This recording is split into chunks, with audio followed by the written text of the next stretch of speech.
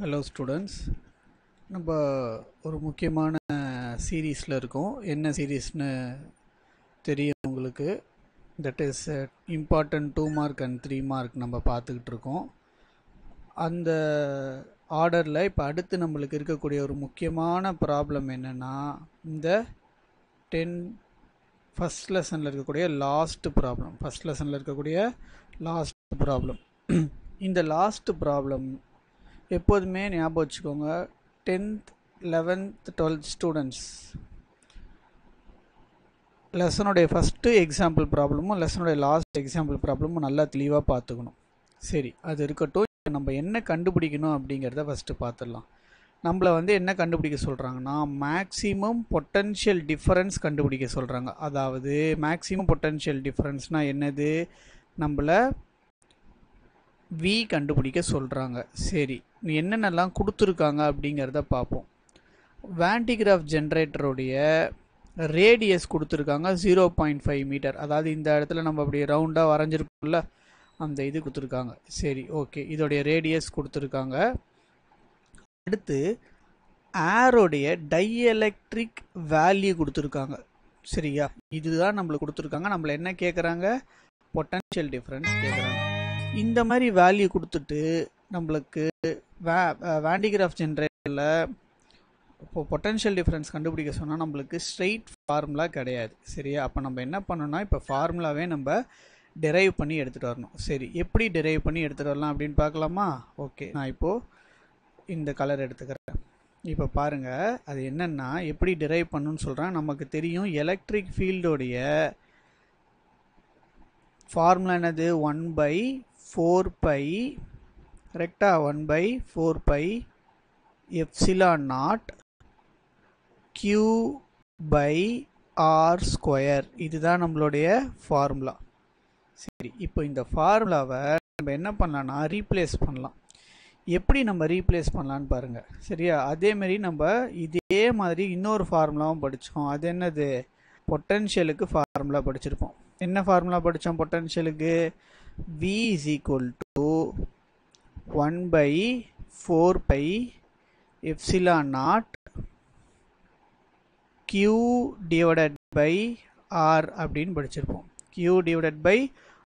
நல்லா பார்த்துங்க, எப்போதுமே பொட்டன்ஷியல் அப்படின்னு சொன்னீங்கனாலே அதனுடைய ஃபார்முலா வெறும் டினாமினேட்டரில் R தான் இருக்கும், R² இருக்காது.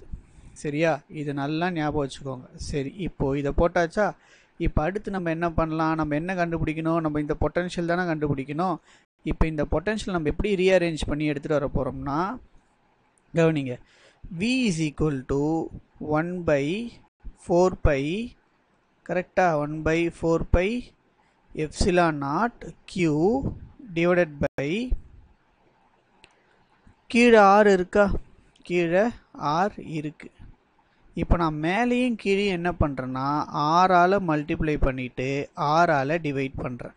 Multiply and divided by R. அப்போ அப்படி பண்ணும்போது நம்மளுக்கு என்ன ஆகுது, நமக்கு என்ன ஆகும் இந்த இடத்துல? ரைட், நீங்கள் சொன்னது தான், யோசிச்சது தான் கரெக்ட். இப்போ நம்ம என்ன பண்ணலான்னா ரீஅரேஞ்ச் பண்ணலாம்.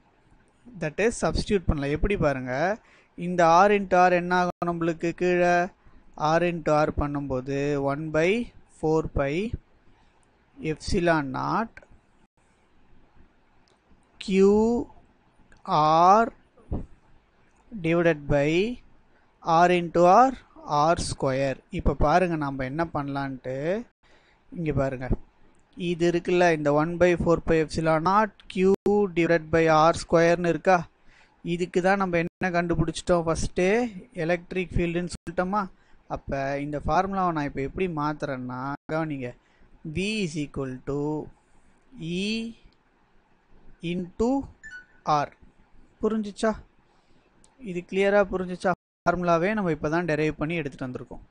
இதுக்கப்புறம் என்ன பண்ணோம், ஜஸ்ட்டு சப்ஸ்டியூஷன் தான். சப்ஸ்டியூஷன் என்ன கொடுத்துருக்காங்க, ஈயோடைய வேல்யூ எவ்வளோ கொடுத்துருக்காங்க நம்மளுக்கு, 3 × 10⁶, கரெக்டாக, டயலக்ட்ரிக்கோடைய கான்ஸ்டன்ட் வேல்யூ ஆஃப் ஏர். அடுத்து ஆரோடைய வேல்யூ என்ன கொடுத்துருக்காங்க, ரேடியஸ், அது 0.5 சென்டிமீட்டரில் இருக்கா மீட்டரில் இருக்கா ஒரு வாட்டி செக் பண்ணிக்கலாமா? எதில் கொடுத்துருக்காங்க? இந்த மாதிரிலாம் இருந்தால் மீட்டரில் தான் இருக்கும். ஸோ நமக்கு பிரச்சனையே இல்லை, அது ஆல்ரெடி எஸ்ஐ யூனிட்டில் தான் இருக்குது. இப்போ நெக்ஸ்ட் என்ன பண்ணோம், நம்ம ஜஸ்ட்டு மல்டிப்ளை பண்ணால் அவ்வளோதான், ஆன்சர் வந்துருச்சு. That is which is nothing but, இதை மல்டிப்ளை பண்ணால் என்ன கிடைக்கும்? 3/2 என்னென்னு வரும் நம்மளுக்கு? 1.5 வருமா? அப்போ 1.5 இன்ட்டு 10⁻6 வோல்ட். இதை என்னன்னு கூட நம்ம சொல்லலாம், 1.5 மில்லியன் வோல்ட்டுன்னு சொல்லலாம். என்னன்னு சொல்லலாம்? 1.5 மில்லியன் வோல்ட் அப்படின்னு கூட நம்ம சொல்லலாம். ரொம்ப ஒரு இன்ட்ரெஸ்டிங்கான இம்பார்ட்டண்ட்டான ப்ராப்ளம். இந்த இதில் நீங்கள் வந்து ப்ராப்ளமாக மட்டும் பார்க்க, இன்னொரு முக்கியமான கான்செப்ட் நான் உங்களுக்கு சைடில் சொல்லியிருக்கேன். எலக்ட்ரிக் ஃபீல்ட்னா R² இருக்கும், எலக்ட்ரிக் பொட்டன்ஷியல்னா ஃபார்முலாவில் வெறும் R மட்டும்தான் இருக்கும். தேங்க்யூ. ப்ராக்டிஸ்.